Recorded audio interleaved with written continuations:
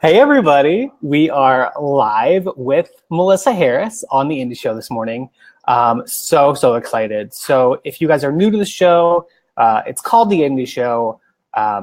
My name is Joey Vitale. I'm a lawyer for creatives, and we do this show once a week to bring on other types of business pros who can speak to other parts of that business puzzle than just the law. And I'm so excited to be bringing on Melissa because have you guys ever been like on Facebook and you come across some business owner and you're like, how in the heck are they so successful right now? Like, that's Melissa. So we're going to get into it. She has this embroidery business that is just fantastic. Her group, I'm pretty proud of the Friends of Indie Law group that we've grown. But Melissa, like, you've got like what, 11,000 people in your group? 11,000, yep. So like just incredible. So we're going to get into all of that. Melissa, let's start out. First of all, if you guys are watching this, I see that at least 3 of you guys are viewing it now. Go ahead and share this. I know that Melissa has lots of fans. So whatever we can do to make sure that people who are in her social circles are seeing this, let's do it. Melissa, we talked a little bit before we just hit the live button about your story and kind of what prompted you to build this successful business. Do you mind giving us kind of a longer version of your story and how you built Designs by Little Bee? Yeah, I started embroidering when I had my first kid. I saw the price of the things on Etsy and I thought, well, maybe I can do it myself. I'm kind of crafty. I was pretty good at it, and I started doing things for friends and family, kind of like most embroiderers do. And then as an artist and a creative person, I wanted to make my own embroidery designs. You have to have a pattern. It's a digital thing to put into your machine. And I wanted to make those myself because I had all these great ideas that I couldn't find on Etsy or online. So the software that I used, they came out with the software to make the patterns, which is called digitizing software. It was very affordable. I talked to my husband and he said, go for it. And from that point for about 2 years, I was a hobbyist. I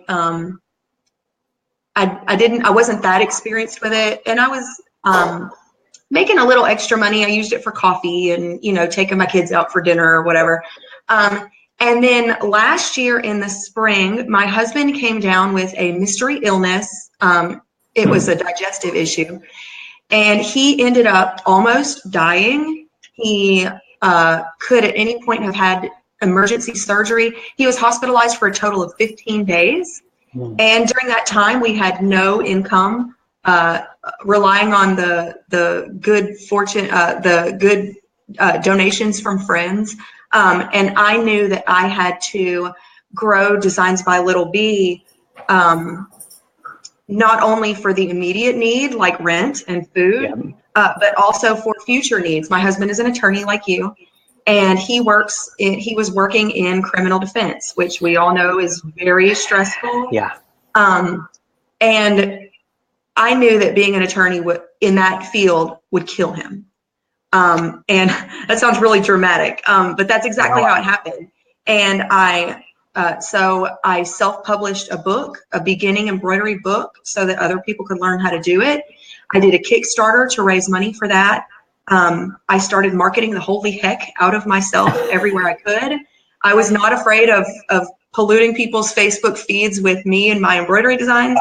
I started taking custom requests. I would do anything for embroidery wise on Facebook and on Etsy. And I had to make it work. It was that point. I think we talked about creatives coming to a point where you're either going to really do business or it's going to stay hobby. And mine was very dramatic, but it had to be done. I think that's such a powerful story. And well, first of all, your husband is now okay, correct? Totally fine. Yep. That's awesome. That's awesome. So in a lot of ways, like you did save the situation. So just to provide a timeline, I think you said that, and let's talk about Designs by Little Bee, but that's been around for 5 years? I've been digitizing for almost 3 years. I think. Okay. And when did that decision go to take it from hobby to business? Was that 3 years ago, or was that even more recent? It was about 2 years ago. Okay. I had an embroidery design, I wish I brought it up here, a little keychain shaped like a mason jar. And it went, as you could say, viral. Yeah. And in one day, I think it was April Fool's Day. It was a couple of years ago. I made enough money selling that one pattern to pay for our groceries for the week.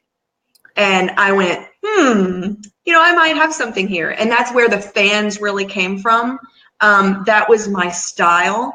And so for that to be the viral thing was perfect. And that was like, okay, we need to start, trying to really capitalize on my style and my creative efforts. And that happened before the stuff with your husband? Yes. Happened? Okay. So even before that happened, you were seeing the potential of this. Right. Okay. Yeah. Because I want to help people who, might find themselves in a similar situation. I want to really kind of take a look at, like, did you at any point bring on like a coach or help? Or did you just kind of say, I basically know what I have to do is be annoyingly in social media? And I'm a shameless self-promoter. Shameless self-promotion, yes. I think that's so freaking important, because a lot of people, that's the big thing, is that they don't like that discomfort of maybe picking somebody off. Real quick, you do have a fan from Cookeville, Tennessee saying hi. It's Angie. Hi, Angie. You know Angie? Yeah. Love it. And Morris Lilienthal, my buddy Mo, says, great job for you. I can see the comments. You said you didn't know if I would see them. I see them right Oh, that's awesome. That's great. So I love that. So you realized that you just had to be unabashedly out there and get your marketing out there and not worry about if anybody looked at it and might have thought about it the wrong way. Right. How quickly did you start to see a turnaround in terms of that making an effect? Did it take a while for it to build up, or did you just hit 11,000 members right away? I think it was really that period last year when I had to start really promoting myself.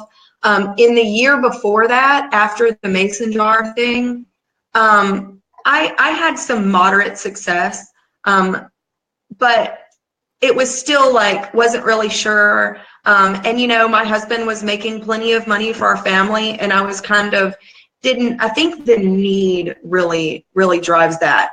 So I didn't need to promote myself. It was still kind of hobbyish. In that 12 months, it was just, I was being a creative. I was floating around, here and there. So I've got like a weird question for you. Okay. Because of where you're at now, obviously, if the problem with your husband could have been avoided, you would have wanted it to. But do you think that your business would be where it's at now if you didn't have some type of experience like that forced you to know? No. And he's okay with me saying that. We talk all the time because it was an issue. It was an internal issue.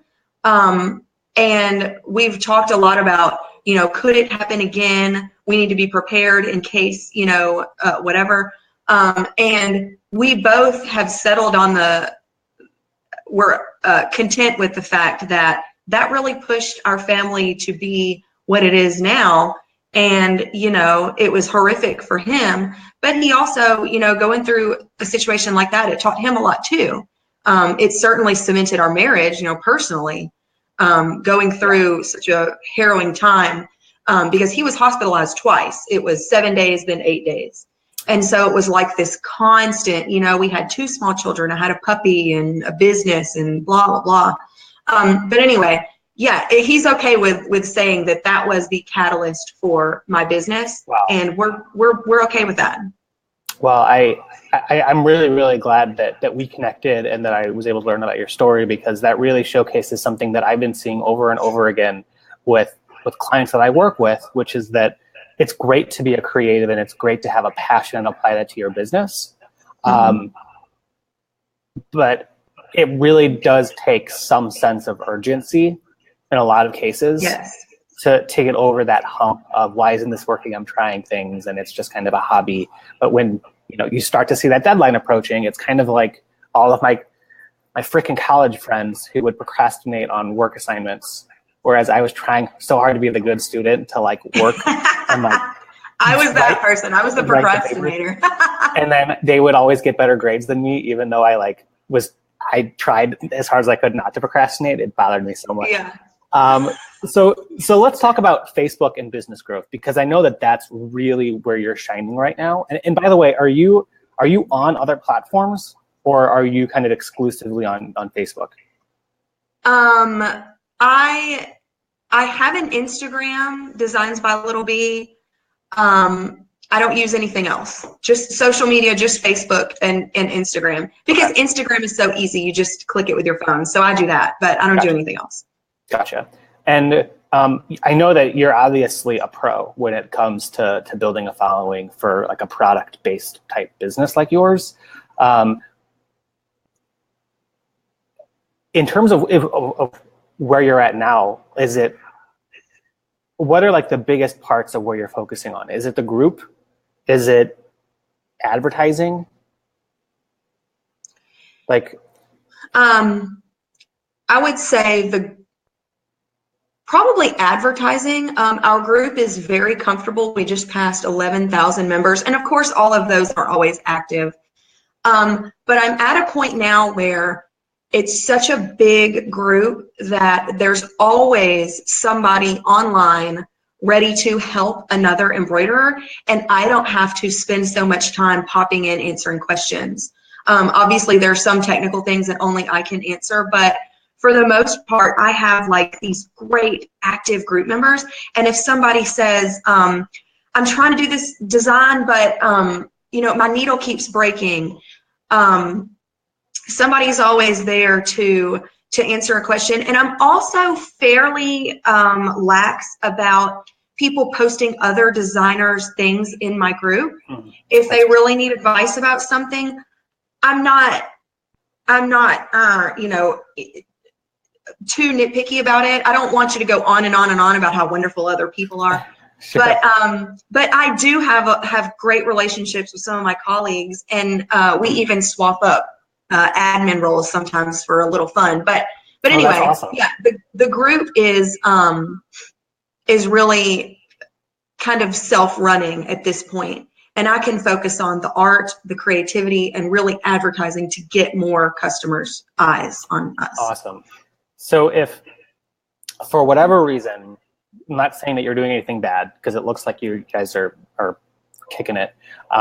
If for some reason like Facebook deleted all of your stuff tomorrow and you had to start from scratch, where would you start?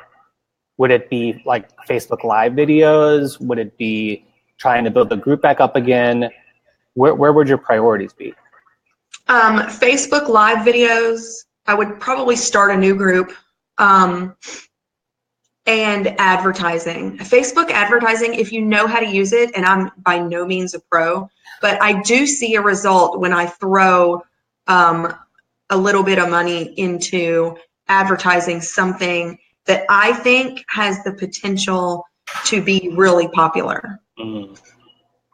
Yeah, I think that Facebook advertising is so interesting. I don't understand it nearly as well as I probably should. Yeah. And I think that there's so much information out there that could be misleading or inaccurate. And like, it is that kind of, you have to pay and maybe make mistakes for there to be a payoff. And so it's risky.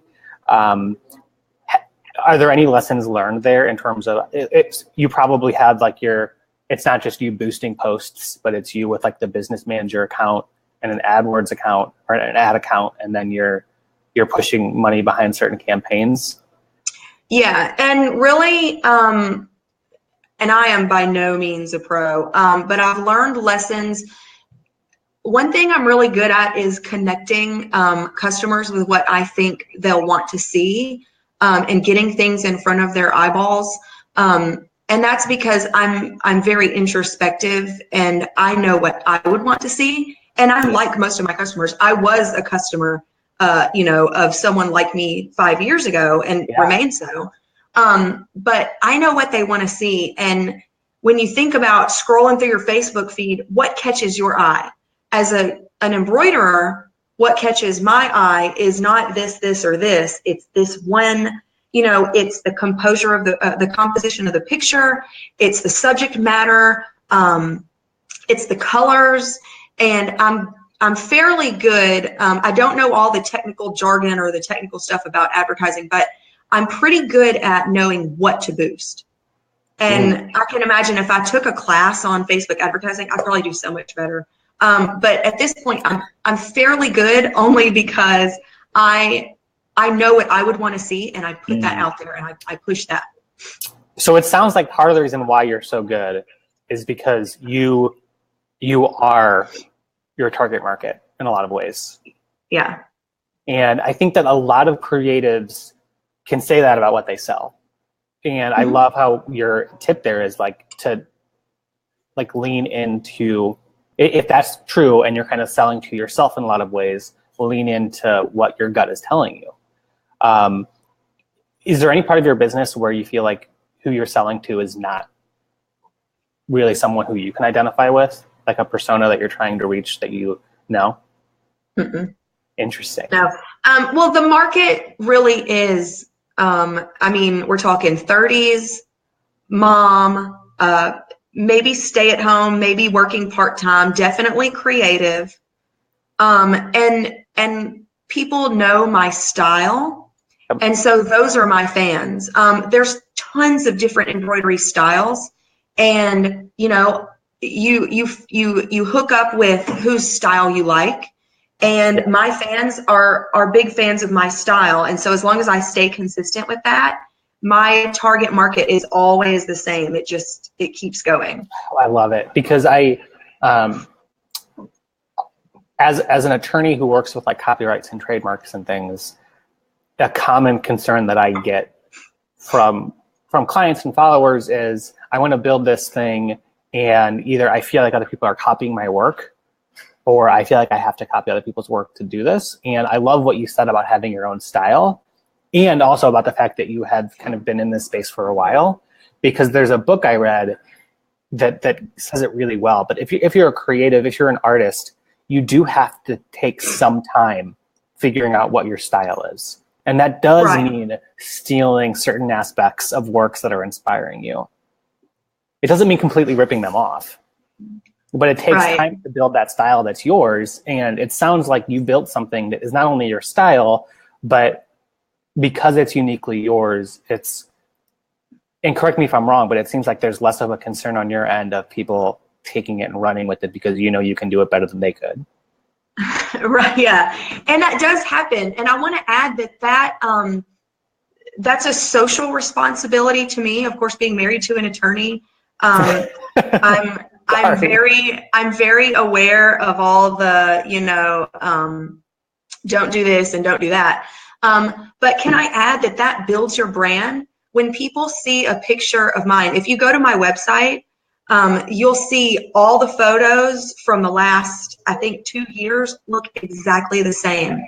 And my customers know. In fact, there's so many new digitizers springing up nowadays, which is great. But my customers periodically message me and say, oh, I saw somebody that's totally stealing your ideas. And, we deal usually in clip art, so it's not really stealing my idea. It's just doing the same thing that I happen to do. But my style is so my own. Those customers saw that person's design and they thought it was mine. I mean, so that helps build your brand. You have your own style. You have your own. People will identify you with that. Hey, my laptop's dying. I got to go get my charger. Hang on. Oh, no. Okay. Well, while she's gone, let me just say that Melissa was talking for a while about Facebook and business growth. She mentioned her website. And if you guys are interested in the way that she's made this look, I know that there are a lot of makers out there who operate in similar spaces. Go ahead and just put the word website in the comments. And so I'll write that out here, but just go ahead and put the word website in the comments, and we'll follow up and we'll tag Melissa's website underneath all of those comments so that you can see it, because she does a fantastic job. And you can kind of get a sense of what her style is. Melissa, are you ready to be brought back in here? Sorry. Awesome.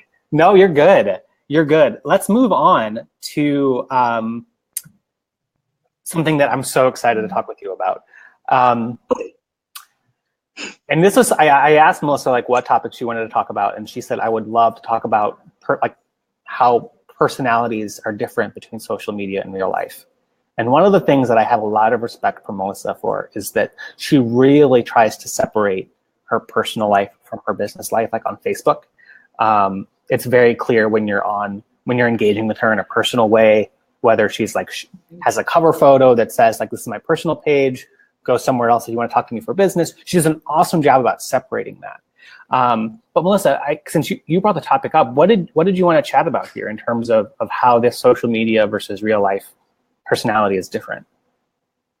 Well, I have 3 tips that I talk about when people ask me, like my colleagues ask me questions about how do you engage with people? What tips do you have for using social media versus how you your personality in your real life? So the first one is to be personal. Don't be afraid to open up on social media, but you draw the line where you're comfortable, and that's where the real line things come in. I mean, the real life line comes in. You know, some people don't want to share pictures of their children. Totally fine. You should always be careful when you're sharing personal things like that on the internet. But I have a line where I'll go to, and I'll talk about most anything. I don't talk about politics. I don't talk about religion. I don't talk about my opinions on XYZ, and I'm very opinionated. And that's part of the reason I try to keep my personal Facebook to my friends and family only. My customers don't need to know what I think about the president or what I think about childbirth or anything like that. They need to know that I am a good digitizer, a good business owner, that I'm fair, that I'll give them a good value for their money, all those things. But they don't need to know, don't go that personal. You know, have a line where your personal share, because that will endear people to you. I think people like me, I hope they like me. When they buy things from me, they feel like they're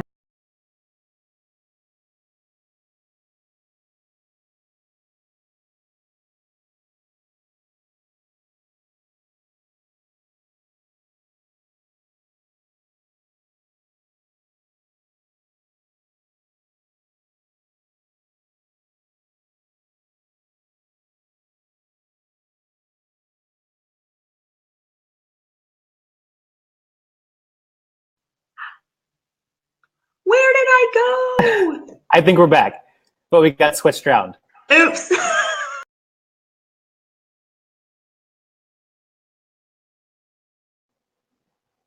All right, sorry you guys, we had a little technical difficulty right there. We should be bringing Melissa in just a little bit here. All right. Are we back? I think we're back. Okay, I didn't move. I didn't touch anything. I was just talking. No, you're good. You're good. This technology, you guys, is awesome, but it's still pretty new, and it's live video. So we'll see what happens. But I think that what you said about making sure that those lines were in place is really well taken, and I think part of the concern there, and because of the product that you're selling, you have to sell it in large amounts, right? Mm-hmm. In order for you to hit your business goals. Somebody in a service like mine, where I don't need 500 plus sales a month. Right. And so I can get a lot more niched in what I do. And so that question of how personal you become and how narrowly you get to saying, I work with I want to work with this specific person, and if other people don't like it, that's fine. It is a very unique and personal thing, but I think that You're right. your take on it and your application of that analysis to your specific industry is awesome. Thanks, Nick, for letting us know that we're back. I wanted to move over to, of course, what I'm always most excited to talk about, the idea of getting off Etsy. Yes. And I'm so excited to have you on here, Melissa, because I wrote a blog post earlier this year about why businesses need to work their way off of the platform. If this is your first time hearing this message, I don't hate Etsy, but there are just legal and business reasons why you shouldn't put all of your eggs in that basket. And a common response that I got from that was, Joey, this all sounds great, but point me to a business owner who's a crafter who actually has a successful business that's not on Etsy. And meet Melissa. Hi. So let's talk about how you did it. It was pretty hard, and I don't know when you wrote that blog, but I thought about it a lot. The first great thing was that I already had a big following. Etsy is wonderful for starting out and trying something. All you have to do is sign up with XYZ thing and you can sell things, right? So it's a great test. But then when you hit a certain point, it didn't make sense anymore for me to only have Etsy. Many reasons for that. One of them being people in my field sometimes don't even trust Etsy sellers because they don't know they don't consider you serious if you're on Etsy. But really the way I did it was I built a great team, including a great web designer. I know nothing about websites. I have over 1,500 unique digital items to sell. I needed passwords and uploading and downloading and all these megabytes, and I don't even understand all that stuff. But I assembled a great team, and I already had an audience. So Etsy was great for that, but it was time to move on. Yeah, so I mean, you might have started to build a following on Etsy, but you were able to convert that following onto a place like Facebook or your email list, to where if you got off Etsy, those people could identify you and your business outside of shopping on Etsy. If you build it, they will come. I love it, and I think that it kind of also relates back to what we talked about at the very beginning, which was, if once you had that experience of needing your business to succeed, then the risks of staying on Etsy become really highlighted. Right. Because you know that all it takes is one more, report against your store for things to get taken down. Yeah. So I want to talk, if you guys, you said that you're building a team. Are the people that are working with you, well, first of all, let me get to Angie's question. She has a really good question. Why do you still keep items listed on Etsy? Great question. I was hoping you would ask that. I had 1,400 items. I now have about 400. I let a lot of them sell out or did sales on them to get them out. I am about to hit 50,000 sales on Etsy, probably this week or next week. Congrats. And thank you. And for one thing, I want to hit that number. I want to see that big number. But for another thing, I do feel like it would be foolish I don't want to cut off my nose to spite my face. Yep. And there are items that sell like hotcakes on Etsy. It's a ready-made audience. And guess what? When they come to Etsy and buy something from me, they'll go to my website next. They'll join the Facebook group next. So the simple answer is I don't want to cut my nose off to spite my face. I don't hate Etsy. It's still a great funnel for customers, but it's not my bread and butter, and I don't see it as the only thing. I see Etsy as an arrow pointing to Facebook and pointing to my website. I love that, and I'm really glad, Angie, that you said it, because I think part of what I said originally kind of got misconstrued, and people were like, "Are you telling me to completely jump ship?" And no, I think it would be a really stupid decision if your Etsy store is being successful to just shut it down and then try and move elsewhere. But like you said, the goal is just to work your way off of depending on that platform. Mm-hmm. And if it's doing well, yeah, of course, continue it. You just don't want that to shut down, and then you have no other, all your eggs in one basket. Exactly. And the other question that I had for you is the team that you use to build all of that. Are those people that are now like exclusively on your team, or are those, if people were interested, are they people that you could recommend to other creatives? The web gal, yes. I'm trying to get her on like a staff with me because I love her so much. But she is freelance. My husband advises me as an attorney. Of course, he's not for rent. But no, that's great to have. And in some ways, it's also personal team. My mother-in-law lives with us. We have another family friend who lives with us. They watch my kids if I need to do something at the last minute. I have friends, close friends who I can vent to about things. So in some ways, the team isn't really all about business.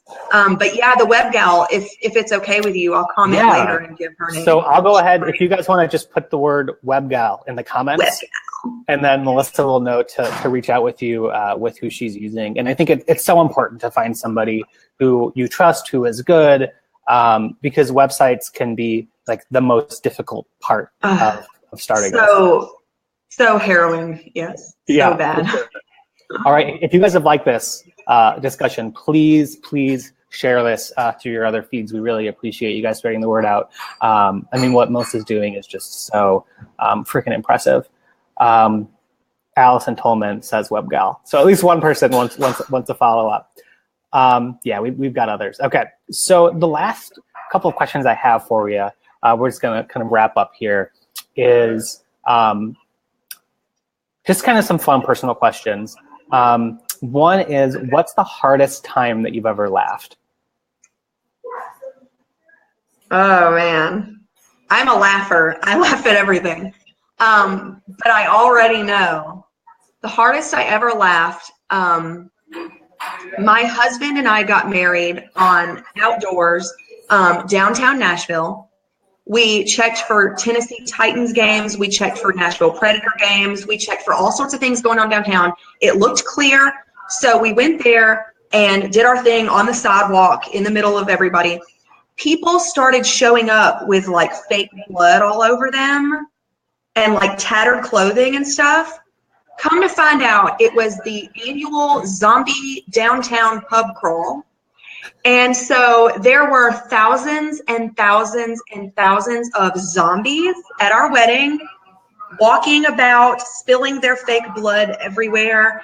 And I think the hardest I ever laughed was when we figured out that moment. Like we pulled the zombie aside and we're like, what is going on? What are you doing?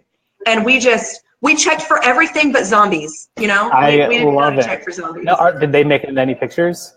Yes. Oh my gosh, that's so freaking awesome. Yeah, there's this isn't as good as your story, but I have a sister who was the bridesmaid of one of her friends' weddings, and they got married at this beautiful, I want to say like an island, I don't know, but they had this picture where they were basically on like a bridge that like went over a swamp, like really pretty like waterfall background, and it was just bad timing. But the guy who took the picture, the photographer, just timed it really bad. And there was a runner who was all decked out in his running gear, who was just right in front of them during the shot. And so it was like this like most beautiful picture like ever, and then just like a guy running completely. Well, Melissa, you've definitely got fans. Vivian says she loves you and that you're a great person with wonderful designs. Some other questions I have for you are, I know that you're obviously very passionate about the work that you do, and I love working with creatives because it allows you to bring that creative passion into your business. But outside of the work that you do and what you get paid for, what's something that you're passionate about? I would say personal life. Helping other people, especially women, especially moms, feel good and confident about their role in their family, whatever it may be, whether they stay at home and they don't work at all or whether they work part-time. I am a first-generation college graduate, a first-generation raising our kids in a two-parent home. I walk my kid to the bus stop every morning and pick them up every afternoon. And I'm passionate about helping people, especially women, love their role in their family, whatever it may be, whatever they decide is best for them. I love that. And I think that even though that's obviously separate from your business, I think it complements it so well. Mm-hmm. And then last thing is, what is something in your business, and it might be Facebook advertising, that you could really use some help on? Still probably the technical side. People still ask me questions about my website that I don't know, and I have to be the middleman between me and my web gal. That's why I'm trying to get her on board on kind of a more, not permanent, but like an assistant kind of thing where she can help me and I don't have to be this middleman. It would serve me to learn a little more so that I can answer some questions. It's weird because I work with software every day to make embroidery designs, but I don't know. I'm just so clueless and naive about the technical aspects of like a website. Yeah, well, and I think that the good thing about where you're at is that your business can allow you to outsource a lot of that work. And I think yes. A lot of, especially like solopreneurs, have had this challenge of there's so many parts of this business puzzle that I have to get done. And yes, when you first start, like you are your number one employee. Mm-hmm. The great thing, if you can get those sales up, you can take, what are those big concerns, and maybe you have to, do some work to figure out the problem, but hopefully you can find a really good person like your web gal that can figure it out for you and take a lot of that stress off. I know for me, well, go ahead. And knowing when to draw that line, like sometimes you can't, maybe you don't have the time, you don't have the money, or you don't know anyone or whatever. But for me, I want to do everything myself. I'm kind of a control freak. Yep. And I want to have my hands all over everything. And my web gal, she tells me sometimes, will you just let me do this because you're going to spend the weekend, working on this, and for X amount of money, I can do it for you. And I'm trying to understand where my creative juices, if you will, are best placed. I love and it's usually not web stuff. Know when to cut it off and give it away. I think it's so interesting because I think the traditional business owner wouldn't want to do any part of the work that you're doing as a creative business owner. And because you identify that with the creative side, you understand the value of the website, of all of the stuff, and you kind of understand it in a sense to do a lot of it. And so it becomes even hard. I'm the same way. We shot a crash course on licensed fabric earlier this week, and I went through and edited it down, and that's something that I know how to do and honestly enjoy doing. But I should have been like, that's not the best use of my time. Yeah. Let's see, more compliments from Melissa here. I took a class with Melissa earlier this year. Love her. She's such a great mentor to those just starting out and so real. Well, we absolutely loved having you on, Melissa. I hope that this is something that that you can use going forward to help people kind of understand more about you. Whatever we can do to support you, let us know. And again, you guys, if you are at a place where you're working your way off Etsy and you're not sure how you can do it, just take a look at what Melissa's doing and follow her lead. All right, you guys. It's not easy, but it's worth it. Yeah. Oh, I love that. All right, you guys. I think that it doesn't look like any questions are coming in, so we might as well just end it here. Again, Melissa, thank you so much for joining. We'll have to do this again. Thank you for having me. And that's it. See you guys next week. Bye. Bye.